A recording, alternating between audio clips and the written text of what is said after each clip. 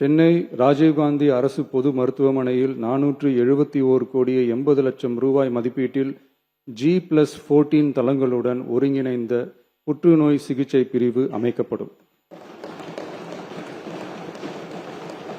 மேலும் 5 மண்டல புற்றுநோய் மையங்கள் regional cancer care centres Thanjavur, Coimbatore, Madurai, Tirunelveli மற்றும் விழுப்புரம் ஆகிய மருத்துவக் கல்லூரி மருத்துவமனைகளில் நிறுவப்படும். முதற்கட்டமாக மதுரை ராஜாஜி மருத்துவமனையில் ரூபாய் 84 கோடியில் G+8 தளங்களுடன் மண்டல புற்றுநோய் மையம் தொடங்கப்படும்.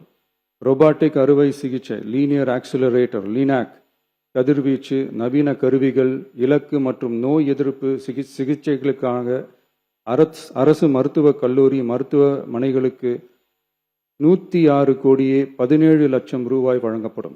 மருத்துவர்களுக்கு பயிற்சியும் நோயாளிகளுக்கு ஊட்டச்சத்து ஆதரவும் 2 கோடியே 77 லட்சம் ரூபாய் அளிக்கப்படும். மேலும் தருமபுரி, விழுப்புரம், திருவண்ணாமலை, பெரம்பலூர் மற்றும் அரியலூர் ஆகிய மாவட்டங்களில் 1.22 லட்சம் பெண்களுக்கு 8 கோடியே 70 லட்சம் ரூபாய் மதிப்பீட்டில் HPV DNA பரிசோதனை மேற்கொள்ளப்படும். மொத்தம் 673 கோடியே 44 லட்சம் ரூபாய் மதிப்பீட்டில் புற்றுநோய் தாக்கத்திலிருந்து மக்களை காக்கும் வகையில் பல்வேறு பணிகள் மேற்கொள்ளப்படும்.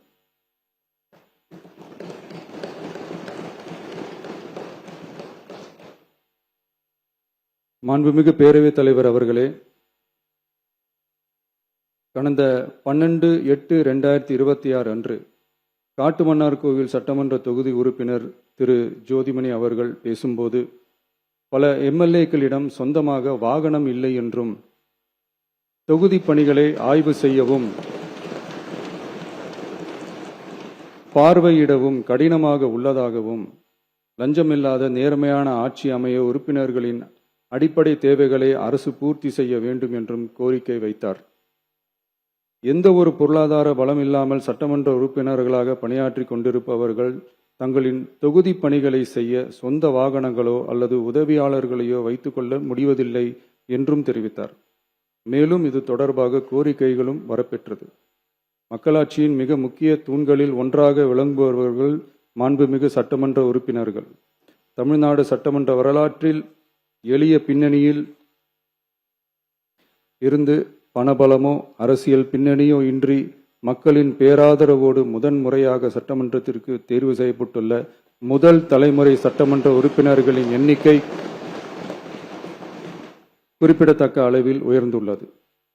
29/3/2026 அன்று நடைபெற்ற தமிழக வெற்றிக் கழக வேட்பாளர் அறிமுக கூட்டத்தில் நேர்மையாகவும் வெளிப்படைத்தன்மையுடனும் மக்கள் பணி செய்து ஊழலற்ற லஞ்ச லாவண்யமற்ற நிர்வாகத்தை மேற்கொள்வது என அனைத்து வேட்பாளர்களும் எடுத்துக்கொண்ட உறுதிமொழிக்கு ஏற்ப அதே பாதையில் தேர்ந்தெடுக்கப்பட்ட சட்டமன்ற உறுப்பினர்களும் செயல்பட்டு வருகின்றனர்.